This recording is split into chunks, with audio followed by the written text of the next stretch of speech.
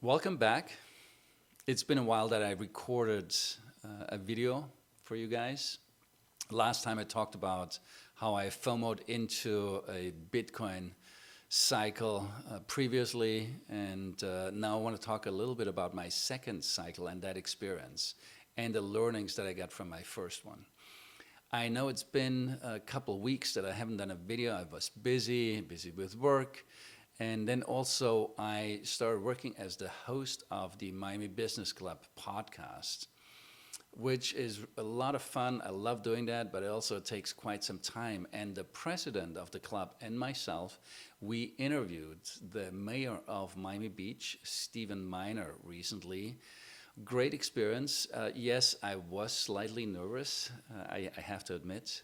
And it took quite some time to edit the video. However, I learned so much on the way. But then it was also like, oh God, okay. So it took a little bit of my attention away from my Bitcoin to 1 million podcast, which I want to get back into it and do more regular videos, I promise.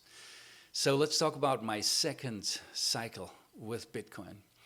As you may remember from the last cycle, I bought high on the way up, I bought high on the way down, and then Bitcoin was rather low, and on paper, yes, I had lost money. And I was sitting on the sideline for a long time, was probably licking my wounds, and was rather disappointed about myself. And it took me 1 year and 5 months to finally start getting back into buying Bitcoin. However, at that time, I started educating myself. I was reading articles about Bitcoin, about the cycles, and probably also understanding better about the philosophy and the principles that are behind Bitcoin. And I was watching YouTubes of influencers, talking with friends. And so it was a whole different experience for me and being more prepared. And not really sort of like, oh my God, Dietmar, we're FOMOing in like last time. That was maybe an experience that I had to go through personally and take all those learnings with me into the future. And then I kept buying more Bitcoin. I slowly added more. And then I also bought some other tokens along the way. And I was doing well. It was good, it was great, I was happy about it, and I thought, oh my God, maybe I can start trading Bitcoin. My first trade, I lost immediately $1,000.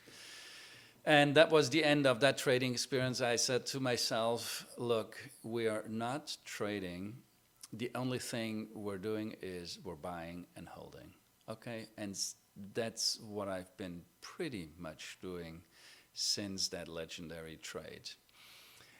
In that second cycle, I got a little bit maybe also ahead of myself, and I became a little bit more adventurous. I started investing into liquidity mining, and that went extremely well. And I was like, oh my God, I'm on top of the world. I'm doing so well. I'm the greatest of all times, until I wasn't.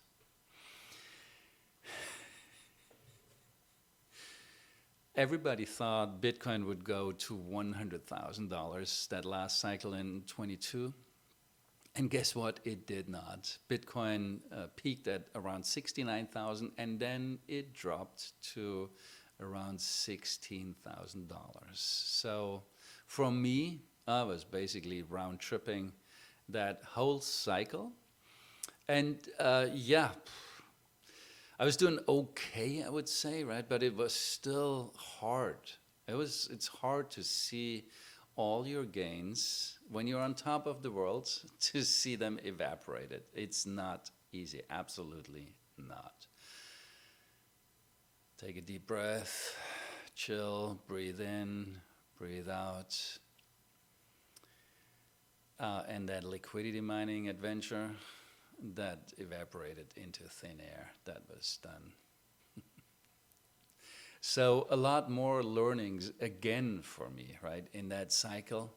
I was like, look, just be patient, chill, don't do crazy investments, right? And if you do it and it goes well, then just start taking out gains, right? But I didn't.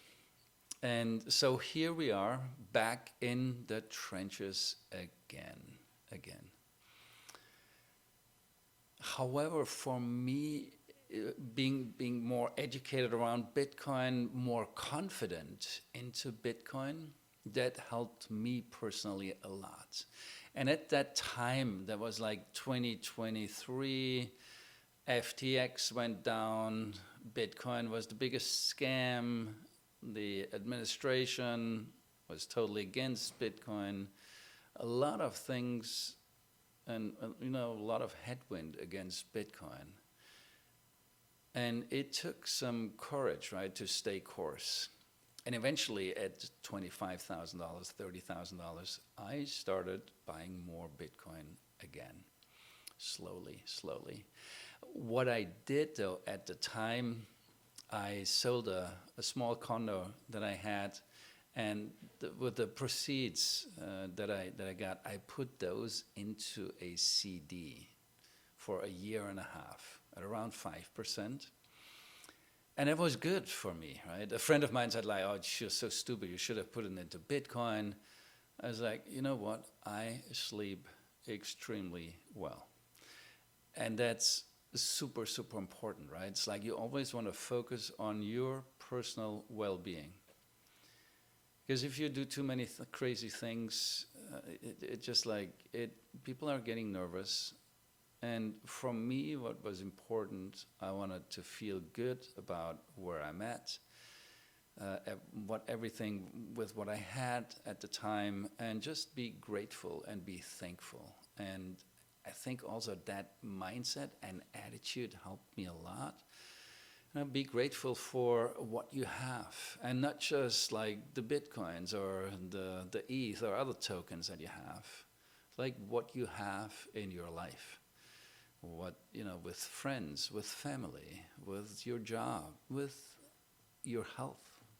There's so many things to be helpful, and I believe with that mindset, that helped me a lot to go through that, and also to be calm, and just to, be more confident, and being in a place where I felt good about myself and where I'm at. Next video, we're going to talk about the current cycle, and I'll share a little bit more about that experience that started from me around then, also in 2023, 2024, going into that. For today, I'm out. The next video, I promise, will be not weeks. I'll plan to do that a lot earlier. For today, I'm out.